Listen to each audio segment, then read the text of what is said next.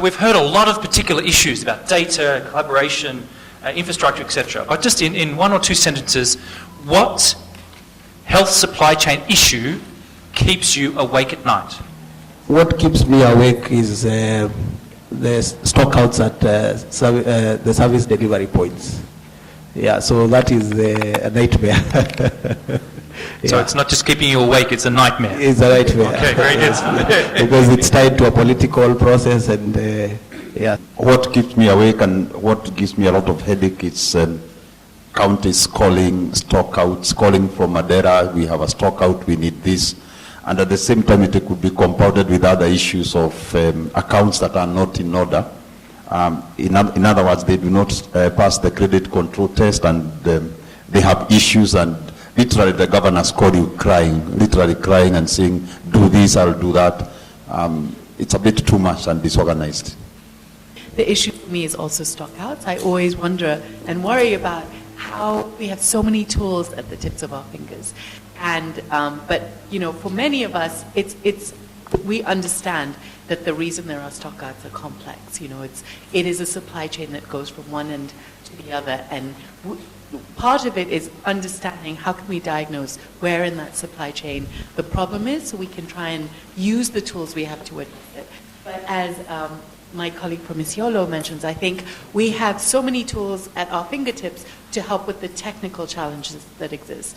But often the cause of the stockouts may be political. They may be about not spending the money where it's needed. And I think that's the nightmare that keeps me up at night, because I'm not sure, as we partner with the counties, how to get around that specifically. Okay, so we've gone for wakefulness to nightmares. So the issues are critical. Pamela, your perspective here. I don't work in the fields as you all do, but I have visited many field projects, and I have found staff who are so disillusioned. You know, those who want to develop their skills, but there's no financial support to take them to, you know, to the places where they can get this knowledge, but also, you know, the young graduates who are knocking at doors, who have graduated wanting to go and join the practice and not able to find places to apply that knowledge. So how we can develop capacity and capability, and how we can find resources to invest in this capacity building, because I have so many people who write to us as PSA looking for it was just sponsorship in order to develop their skills. And they're the right people who want to develop their knowledge and to do things in the right way, but cannot gain that knowledge. As you know, majority of those who manage public health supply chains are pharmacists who have spent years in, you know, gaining that qualification, but want to add the supply chain knowledge, but they struggle to find financial support to attend this training. So. Okay. Thank you. What do you see as the role of other partners in the development process to improve the supply chain? Supply chains are evolving, and therefore people with different areas of expertise can come in and improve what is local here. I see a lot of skills transfer from those other partners because they come from different environments with different experience that could impact very positively on what we are trying to solve, what problems we are trying to crack. Capacity building.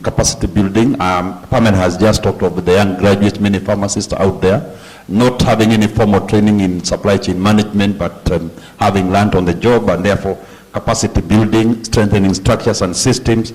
And benchmarking. Benchmarking does not just mean that you need to take a flight and go to Europe or go to wherever.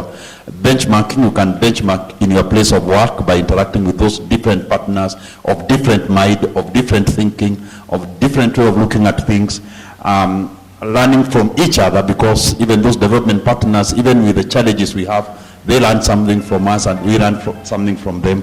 And in the end, together we deliver as one. I do think there are opportunities if we really, you know, county governments are stretched, and I think there are a lot of opportunities to outsource some of the supply chain functions to, commercial sector partners or 4PLs or things like that. I think, and even to involve academic institutions either through student bodies or, affiliations if there are regional academic institutions within certain counties or within certain areas. I think maybe the challenge ahead, since devolution is so new and counties are still sort of learning many of these, they're juggling so many different priorities, is if a county is to embrace bringing on the private sector as a partner, I think one of the considerations is payment and payment on time, and also coming up with a cost model that is affordable to the counties and yet where there is value for service. So I think there's a lot of room to leverage the partners in each different area, but I think there's it will have to be a very well thought out process. And I think the kinds of private sector partners to bring on are ones that may not be looking at this for, the same profit model that they might make in other areas, but maybe as a CSR, corporate social responsibility kind of partnership, or some kind of partnership where they still are it's still financially viable, but maybe not at the same profit levels. And that would probably be a win-win for the county and for the commercial sector in that area. Interesting perspective, thank you. Panel. No one is an island, and I think the issues we face in the world today are so huge that no one government can meet it. No one organization, no one supply chain specialist can achieve it. And so it may sound a repetition, but indeed the private sector has a key role. I mean, my background started in humanitarian, and I saw how partnering with private sector, whether it's UPS or Virgin Atlantic, in shipping supplies to disaster zones, that would really happen. Issues today require evidence-based solutions, and therefore partnering with academia to do research, to provide evidence for policy decisions is critical. You're talking of students. Oxford, PSA is so fortunate to be based in Oxford because we have an agreement with Oxford University where we work with Oxford University students who actually shape up everything that we do. And one of the projects that we are discussing with the Gates Foundation is where we can set up an internship project that will ensure that students in the developed world can come and link with the students in developing world, attach them to a project, whether it is KEMSA or a UN organization project, so that the students learn something, give something to the organization, and everyone is a winner. So there's a place for all these people. My name is Wanja Getambo Kirago from East African Online Transport Agency. In brief, we are like an Uber, but for trucks. So if you need to move your cargo, you can actually book a truck online. My question is regarding the capacity building space. And this is just based on an experience we've had where one of our clients said, okay, I need you to move containers. And after you move the containers, you need to take them to a warehouse, and then you need to distribute them, not to just every county, not to a sub-county, but to a zone. So not to every, it was the delivery of books, which was supposed to go to all schools in the country. So we had to take them up to the zonal level. Now, when we came to that, in terms of the trucks, we had the capacity in our membership to be able to secure the trucks and move. But then there was one question: do we have enough expertise in terms of the drivers to understand that you don't just take the books there, you need to be part of the stock take or be part of checking exactly what you're handing over to the education officers, so that they don't come back later and say you gave us -1 box. So my question is around capacity building and specifically of drivers. My name is Olivier Wane. I'm from Rwanda, the Rwanda Biomedical Center. And I have one question, especially to Yasmin. So we saw a lot of initiative in the supply chain system, but I was really wondering about the sustainability of those initiative or good strategy. Sometimes there's a lot of projects. Thank you, everyone. My name is Dr. Moirore Kinganga from Kenyatta University. My question goes to the supply people. especially in case of emergency drugs and goods that may be used but might not be used, how you deal with them. What do I mean by this? You have requested for perishable goods, let's say foods, because you're expecting you're going to supply 300 people with foods and they're going to export milk and all those things. And then you go there, you find instead of 300 people, there are only 20 people. And what do you do with the rest of the perishable goods? My name is Joseph Omolo. I'm from World Vision International, based here in Nairobi, East African region. If you go to these counties, the health centers and all that, most patients are kind of referred to pharmacies around those areas, meaning the hospitals receive drugs, but the patient who is at the center of all this doesn't get the drugs. It is like if they don't buy from health centers, from pharmaceutical units around, private pharmacies around the hospital, they don't get treated. Yet, KEMSA has done a wonderful job of distribution up to health centers. So what is it we are doing about the last mile accountability beyond what KEMSA has done? My name is Richard Mungai from the Star newspaper. My question goes to KEMSA about the stockouts experienced in counties. Have you, in a way, experienced situations where you're forced to lend the drugs to the counties after they use the money to do different activities? And if so, how much do the counties owe you? Somebody asked about sustainability. I said I happen to be one of in the counties that JSA has in supply project. And what I like about this project is that from day one, there is ownership. That is where we have started. And then number two is that the resources that we need are right there with us. And the biggest resource that we are using right now is data, which we were not consuming much earlier on. I think Dr. there asked about what happens to excess stocks. Now, this was actually what even part of the reason why as county pharmacists we decided to come together. And we have platforms where whoever has excess distributes to other counties. But having said so, all these processes begin with a process of quantification and forecasting. And it has also come to a realization that consumption or the demand has so many other determinants, not only the consumption bit, but there are other determinants as well, and we take into consideration during quantification and forecasting. Then for the last mile distribution, yes, we agree there are stockouts, and most of this, and I think Dr. Monyo will allude to this, that this begins with the process of budgeting.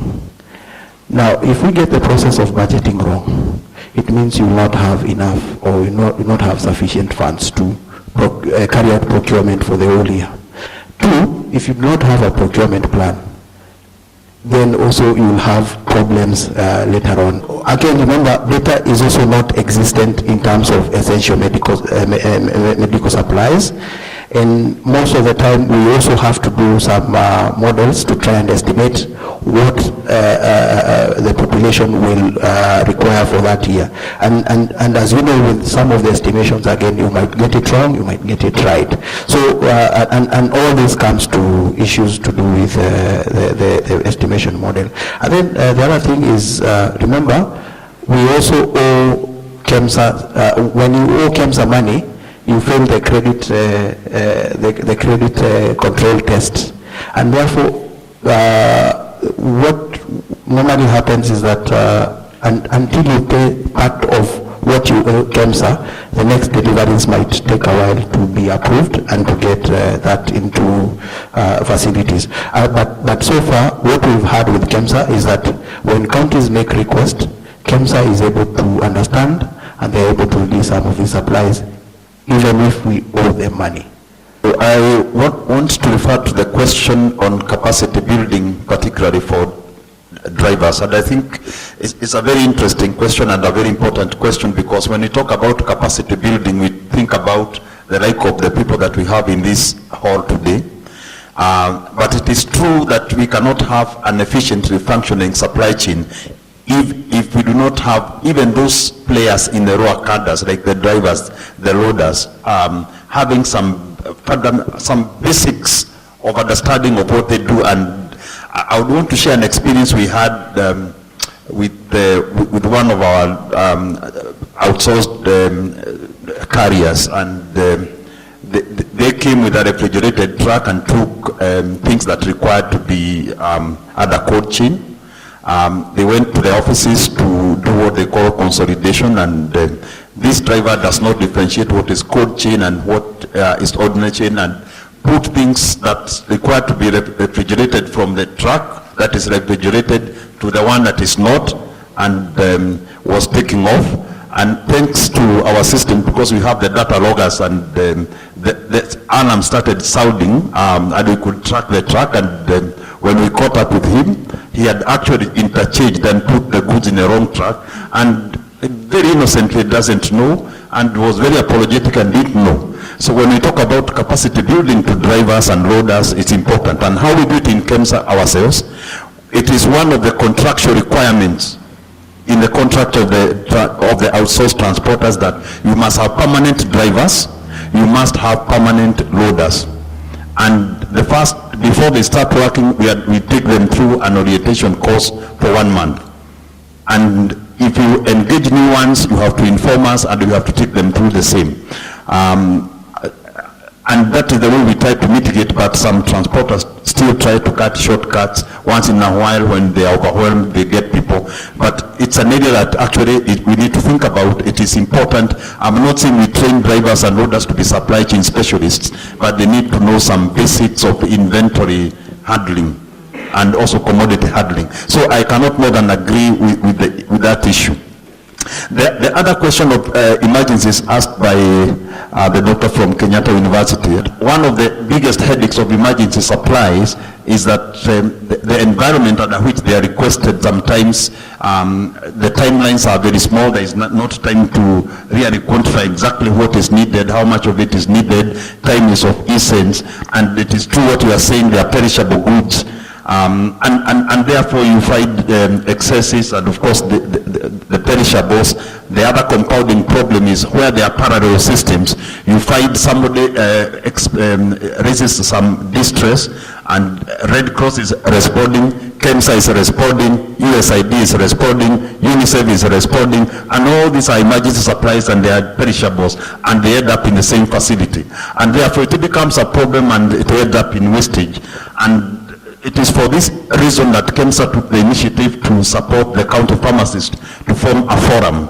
And this is a forum that we are willing to support and nurture until it is of age, because we feel with the county pharmacist forum, this kind of excesses, whether they are emergency goods or otherwise, they can be redistributed. There can be inter-county coordination where these things can be redistributed and shared to avoid wastage. But it's a difficult situation, and I'm only supplementing what Dr. Kimathi has said. And therefore, the area of emergency supplies is very tricky. It needs to be handled very well, and the planning bit of it, and it goes back again to understanding the data and having accurate quantification and forecasting, and it's an area that we don't do so well. There is also a question that touches on what we do on the stock out of the facilities. I want to say this, and Kimathi talks about it, so I will not repeat what he said. There are many reasons for stock outs. Pilferage or theft has been one of them, but since the coming of the county system, I think we can see that is declining. It's going down. There could be still some element of it, but there is some sense of containment of pilferage. But pilferage is not what contributes to the stock out. What contributes to the stock out is inadequate budgeting, poor quantification, poor forecasting, Because you find the county makes an order today, and within 2 weeks, they are again on an emergency mode, and therefore it's the whole issue of planning and quantification, and some counties, if you look at the health budget and the kind of workload they have, there is a mismatch. And the issue that you also referred to, the gentleman talked about people being told to go and buy out there. There is also an additional problem, which is lack of adherence of the clinicians to the clinical guidelines that they need to follow. You find that in an institution, you have, for example, the non-steroidal anti-inflammatory. Somebody has diclofenac in the hospital, there is ibuprofen, but this doctor decides to prescribe, say there is diclofenac, and decides to prescribe ibuprofen and say, I insist it is that one. Or a certain brand from a certain manufacturer, they insist, you must go buy that one. That is the one you need to buy. And the patient, because the doctor is there, knows it all, it's true, they go and buy. But in the same hospital, they are going to buy a non-steroidal anti-inflammatory, but they have more than 3 types of the same in stock. Yet the patient is going to buy a specific one, just a specific brand, or an antihypertensive. It's so common, and it's lack of adherence to the clinical guidelines and the treatment guidelines. And that is something that can be sorted out. The last question that was a bit more directed to me was on the issue of the counties diverting the money meant for health, and therefore whether they owe us money and how much. I may not have the figure offhand. Yes, counties do owe us money, but I want to say that majority of the counties, about 85% of them, we struggle a bit, but they are always on time. They may be late by a week. So coming to the question of training with the drivers, I think Dr. Munyu described it really well. Maybe just one thing to add, you know, different organizations sort of have different ways of approaching the training, and it might, it depends on sort of the scale of operations. So something like an Uber for trucks, one of the things we've done in some of our other countries, and in the Malawi experience I shared, is have very simple tools, like either a standard checklist that drivers can keep laminated, you know, there, and there's a decision tree about when they use it. And the other thing we've done is use mobile technology to help them, and they have to answer a series of questions before they go out on their trip, which might work with the Uber model if you're using phones anyway, as a way to check quality, because I think KEMSA is large enough that it has the muscle to insist on certain requirements with their contractors. But I mean, not every, depending on the contracting mechanism, you might have to build some kind of creative tools in that process. The second thing, coming to Oliver's question, thank you, Oliver. One of the things, and it's a very important question about sustainability, it is something we sort of grapple with a lot. And maybe just to say that one of the ways in which sort of JSI is continuously learning as we apply some of these models from the private sector to the public sector is to figure out, for each time we do something, what didn't work and what needs to be changed. And so I think one of the differences between the way we are applying the impact team approach in Kenya that is different from the way we did it in Rwanda is to add that leadership piece. And I think this is what Dr. Kimathi was referring to about building the local ownership from the beginning and making sure that we didn't only invest in capacity building and skill building around data and teams, but also in ensuring there was some, and not just one leader, but there was a series of leaders within each county that were willing and committed to take this on, that were interested in doing this. And you know, we have a very lean model that doesn't include necessarily new initiatives. It's building on existing mechanisms. So there's no, you know, in previous countries when we've done this, if we paid an allowance for a meeting, the project went away, that meeting stopped. So none of those, we have learned from sort of past initiatives and made sure that we built that into the design from the beginning, because it is something to really think about. And this is why I think, as Dr. Kimathi was saying, we did this from the beginning and chose the counties deliberately based on those that were ready to embrace supply chain as a priority issue for them right now.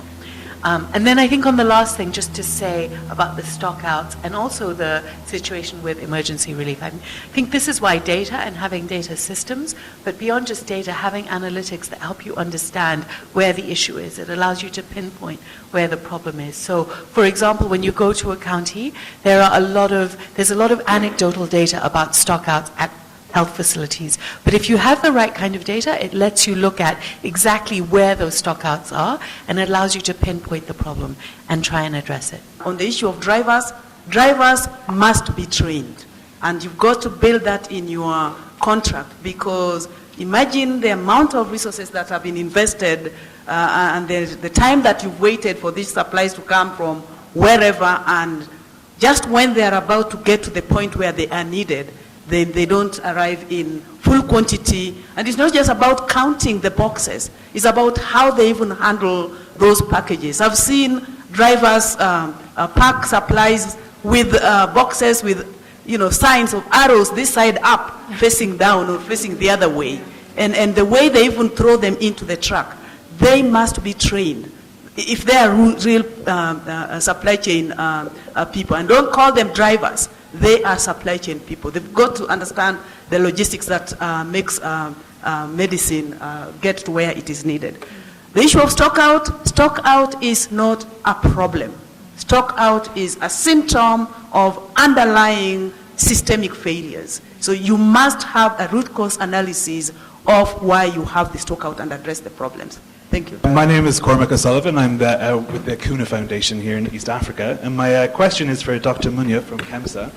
So I was really interested to hear what you were saying about integrating parallel supply chains in Kenya and the partnership model that you use in relation to that. But I was also wondering, are there platforms or working groups that you've created or that you attend in the East Africa region where you can sort of transfer some of this knowledge and some of this understanding to other similar bodies throughout East Africa? Because it sounds as if Kenya is very far advanced in that regard, and it would be interesting to hear how you sort of work with your counterparts. Thank you. I'm Dr. Felisa Njuguna of Kenyatta University. The person in charge of KEMSA there talked about there being so many people who are involved in the supply chain, and they are really disjointed from what you showed us there. In fact, it was mind-boggling, and I was just thinking, has KEMSA done anything to harness the resources in the supply chain? Is there a policy that governs how these people are going to work? Because I believe the chain should work as a team, right from the beginning up to the end. And without that, then it will not be working. Then I was also thinking of the stock. Is it supply out or stock out? Stock out. I was thinking of what you were talking about there. And I was thinking also, has KEMSA done anything about, or the people who are involved, have they done anything about having people who are responsible of the supplies and who will be able to tell this supply is almost out, we should be ordering? My name is Felix Mwema. I'm a procurement consultant. Mine will take a different direction.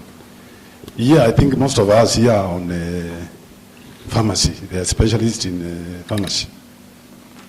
While also, when we talk of supply chain management, the profession itself is very important.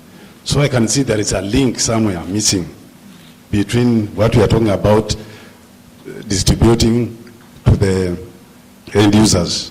And that's where we need now to come up and see how are we going to fill up this gap.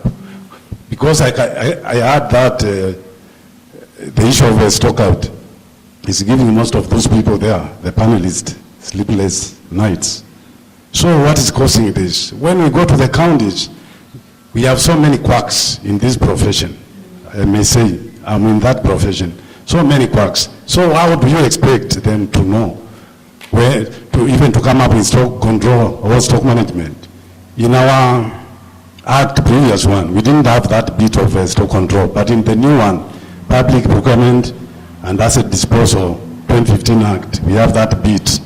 So I think, especially, I will see the CEO of KEMSA. I've seen so many donors on board who matter when it comes to supply chain management. Especially, Chartered Institute of Purchasing and Supply has come up with the licensing of those people who are in the supply chain management. If you don't have the license, then you will not be allowed to work in that system. So as we speak, having been the chair of the Chartered Institute of Suppliers in Kenya, we have so many, so I support Pamela, so many people who are qualified, but they are jobless. So corruption element also is a point to note when it comes to recruitment, nepotism, this and that. As I speak, I have 2 members who are full members of CIPS and are jobless. One is working as a lady, barmaid. She has level 6 of CIPS. The other one also, finalist, is growing mushroom. Yeah, because he told me there is nowhere to work. So I think we need to come up and see how we can empower these people. As Pamela said, we look at the professionals, bring them on board. They will assist you also. Because when you talk of partners, if you are not professional, how do you bring partners on board? And we don't know who the partners are. You don't know even what we are doing. Because we'll be talking of all the era of supply chain management, pushing. So when you talk of, okay, I'm not saying there are suppliers, KEMSA can be treated as or taken as a supplier. So it will be like pushing requirements, goods to the end user, while modern supply chain management is about pooling. You start with the requirements from the end user. So I think that's something we need to look at as we, and also request the CEO of KEMSA, because I think you have a program for interns. So if you may allow me to channel, or rather to give your contact to these people who are qualified and they are nowhere, to see how you can absorb them so that we can look at ways of improving this. Thank you very much. Last question, sorry. Talking of, sorry, my name is Justus Ogando. I work with the Clinton Health Access Initiative covering East and Southern Africa on the pediatric HIV space. Talking of collaboration, I'm particularly interested in solutions that are deployable, and one of the things that is worth considering is the HIV, in the HIV space, which we deployed in one of the countries. Is At this point in time, I would like you to join with me to thank our panel members.